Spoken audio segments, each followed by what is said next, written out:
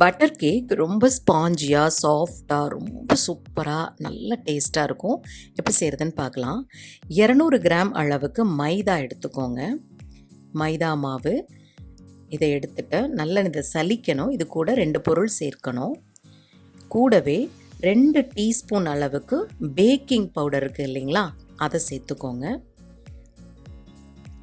அதே மாதிரி 1/2 டீஸ்பூன் அளவுக்கு உப்பு, அந்த உப்பும் சேர்த்து நல்லா இந்த மாவை சின்ன கண்ணு சல்லடை இருக்குது இல்லைங்களா, மாவு சல்லடை, அதில் வச்சு ஒரு 3 டைம்ஸ்க்கு சலிக்கணும். ஃபஸ்ட் டைம் சலித்து எடுத்த பிறகு 2வது டைம் முதல்ல கலந்துக்கோங்க. இந்த உப்பு, பேக்கிங் பவுடர், மைதா மாவு 3 கலவைகளையும் நல்லா மிக்ஸ் பண்ணிவிட்டு ஃபஸ்ட் டைம் சலிச்சுட்டு திரும்பவும் அதில் இருக்கிற திப்பிகளை தூர போட்டுட்டு மறுபடியும் சலித்து இப்படி 3 தடவை சலிச்சிங்கன்னா தான் இந்த மாவில் சின்ன சின்ன எந்த விதமான ஒரு பொருளும் இல்லாத மாதிரி ஃபைனாக சலித்து எடுத்து வச்சுக்கோங்க. அப்போ தான் அந்த கேக் செய்கிறதுக்கு ரொம்ப நல்லாயிருக்கும்.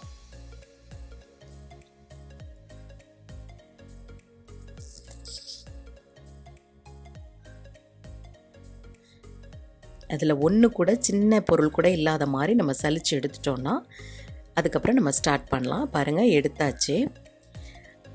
250 கிராம் அளவுக்கு வெண்ணெய் இதில் சேர்க்கணும். 200 கிராம் மைதா மாவுக்கு 250 கிராம் வெண்ணெய்ங்கிற கணக்கில் வச்சுக்கோங்க.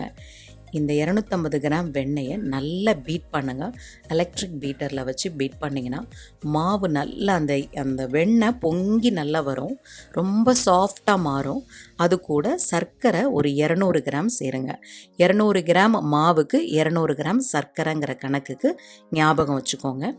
இந்த சர்க்கரையும் வெண்ணெயும் சேர்த்து நல்லா பீட் பண்ணுங்கள். நல்லா அந்த வெண்ணெயும் சர்க்கரையும் நல்லா கரைஞ்சிடும். இந்த ஸ்பேச்சுலான் கேக் செய்கிறதுக்குன்னே டிபார்ட்மெண்டல் ஸ்டோர்ஸ் எல்லா இடங்கள்லையுமே கிடைக்கிது. அதை வச்சு செஞ்சிங்கன்னா நல்லா ஃபைனாக இருக்கும் கேக் செய்யும்போது. இந்த வெண்ணெயும் சர்க்கரையும் சேர்த்து நல்லாவே அடிங்க.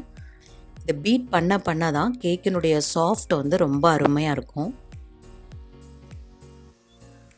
இது கூட 4 முட்டைகள் சேர்க்கணும்.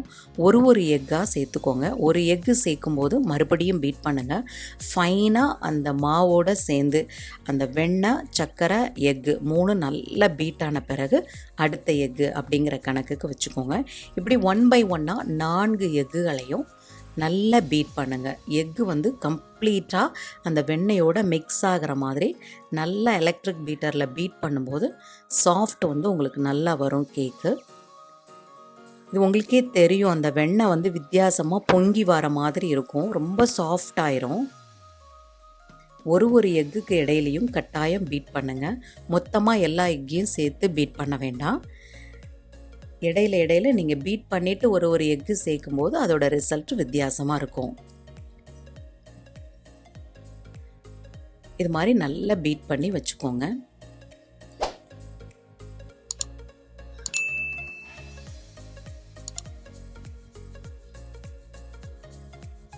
அப்போ உள்ள காலங்கள்லாம் முன்னால் உங்களுக்கு கேக் கடை இருக்கும், பின்னால் அதுக்குரிய அடுப்பு வச்சு செய்வாங்க கிராமங்களில். அவங்க அங்கே கேக் செய்யும்போதே பிஸ்கட், கேக்கு, பன் இதெல்லாம் செய்யும்போதே ஒரு நல்ல மனம் வரும். அதை இந்த கேக் செய்யும்போது கட்டாயம் அதை ஃபீல் பண்ணலாம். இந்த பழைய ஞாபகங்கள் எல்லாம், அந்த வாசனைகள் கட்டாயம் வரும். இது ரொம்ப நல்லா இருந்தது. எல்லாம் சேர்த்த பிறகு நல்லா பீட் பண்ணிவிடுங்க.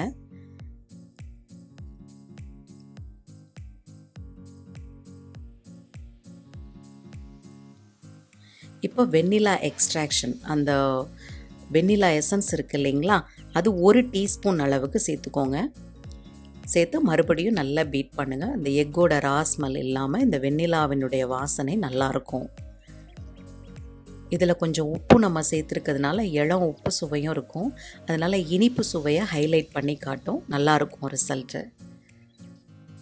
இது சிம்பிளாக செஞ்சிடலாம். நம்ம இந்த பீட் பண்ணுற நேரம் மட்டும்தான், மற்றபடி இதில் வேலை இல்லை. இப்போ நம்ம ஏற்கனவே சலிச்சு வச்சோம் இல்லைங்களா, அந்த மாவை கொஞ்சம் கொஞ்சமாக சேருங்க. அப்படியே மொத்தமாக சேர்த்துற வேண்டாம். அதே மாதிரி 4 டேபிள் ஸ்பூன் அளவுக்கு காய்ச்சின பசும்பால் எடுத்து வச்சுக்கோங்க. ஒரு தடவை மாவு சேர்க்கும் பொழுதும் ஒரு டீஸ்பூனுங்கிற கணக்கில் பாலை சேர்த்துக்கிட்டே வாங்க.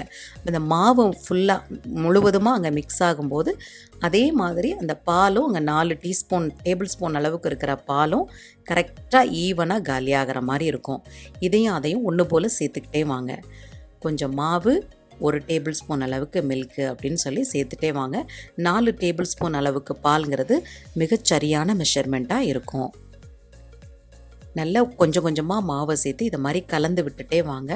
கம்ப்ளீட்டாக எல்லா மாவும் கலந்து வைக்கும்போது உங்களுக்கு அந்த கேக்கினுடைய மாவு கரெக்டான ஒரு மெஷர்மெண்ட்டில் நிற்கும். அந்த கன்சிஸ்டன்சி, மாவினுடைய கன்சிஸ்டன்சி இப்படி எடுத்து விட்டால் அழகாக விழுற மாதிரி வரணும். நான் உங்களுக்கு காட்டுறேன் பாருங்கள். கொஞ்சமாக மாவு சேர்த்து இதை மிக்ஸ் பண்ணுங்கள். முதல்ல மடமடன்னு எல்லாத்தையும் தட்டிட வேணாம். அப்படி செய்யும்போது தான் ஈவனாக ரொம்ப நல்லாயிருக்கும். இதில் கொஞ்சம் பொறுமையாக நல்லா இன்ட்ரெஸ்ட் எடுத்து செய்யும்போது தான் அதனுடைய ரிசல்ட்டு இன்னும் அமோகமாக இருக்கும். இப்படி எல்லா மாவையும் நீங்கள் சேர்க்கணும்.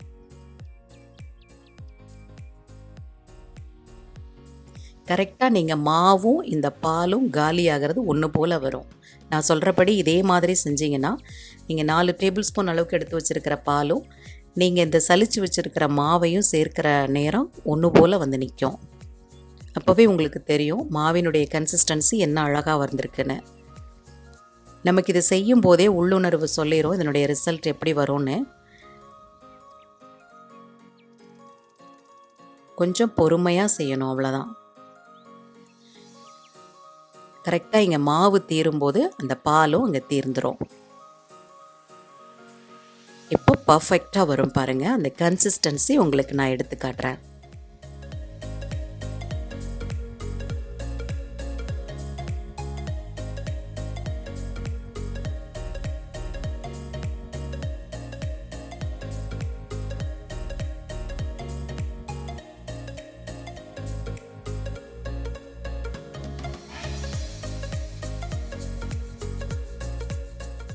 நல்லா மிக்ஸ் ஆகும்போது பாருங்கள் அந்த பேட்டர் எப்படி இருக்குன்னு. இப்படி எடுத்து விட்டால் போடுற மாதிரி இருக்கணும். இதுதான் பதம்.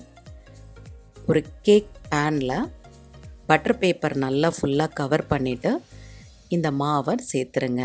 ரொம்ப அழுத்தமாக சேர்க்க வேண்டாம். அப்படியே சேர்த்துட்டு நல்லா ஈவனாக ஸ்ப்ரெட் பண்ணி விட்டுருங்க.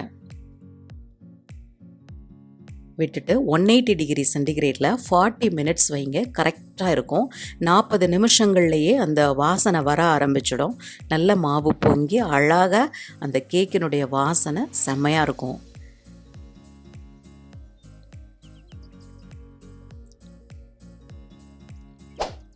மினிட்ஸ்க்கு எடுத்த பிறகு இந்த அவன்லேருந்து எடுத்ததுக்கு அப்புறமா கொஞ்சம் நேரம் ரூம் டெம்பரேச்சருக்கு வரதுக்கு விட்டுருங்க. அது நல்லா சூடாக இருக்கும். ஸோ கவனமாக இருங்க. ரூம் டெம்பரேச்சர் வந்த பிறகு ஒரு பெரிய நான் வந்து சப்பாத்தி கட்டையில் தான் போட்டிருக்கேன். அதை திருப்பி விட்டுருங்க. திருப்பி விட்டு நல்லா ஆறிடுச்சாங்கிறத செக் பண்ணிவிட்டு வெதுவெதுப்பாக இருக்கும்போது அந்த பட்டர் பேப்பரை உரிக்க வேண்டாம். நல்லா ஆறின பிறகு நல்ல ரூம் டெம்பரேச்சருக்கு வந்த பிறகு பட்டர் பேப்பர் எடுத்திங்கன்னா அது தானாகவே வந்துடும். பாருங்கள் எவ்வளோ சாஃப்டாக இருக்குன்னு. நல்ல மணமாக சாஃப்டாக ஸ்பாஞ்சியாக ரொம்ப டேஸ்ட்டாக இருக்கும் இந்த கேக்கு. உங்களுக்கு பார்க்கும்போதே தெரியுது இல்லைங்களா? இது எல்லாருக்கும் பிடிக்கும். ஏன்னா இதில் இளம் தித்திப்பு இருக்கும், வெண்ணெயினுடைய வாசனை இருக்கும், ரொம்ப சூப்பராக இருக்கும், ஸ்பாஞ்சியாக இருக்குது பாருங்கள். எல்லாருக்கும் ரொம்ப பிடிக்கும். செஞ்சு பாருங்கள். செஞ்சு பார்த்துட்டு உங்கள் ஃபீட்பேக் என்னன்னு எனக்கு சொல்லுங்கள். தேங்க்யூ. இது வரைக்கும் சாப்பாடு ரெடி சேனலுக்கு சப்ஸ்கிரைப் பண்ணாதவங்க கீழே இருக்கிற சப்ஸ்கிரைப் பட்டனை கிளிக் பண்ணுங்கள். என்னோட எல்லா புது வீடியோஸையும் உடனுக்குடனே பார்க்கணுன்னா பக்கத்தில் இருக்கிற பெல் ஐக்கானையும் கிளிக் பண்ணுங்கள்.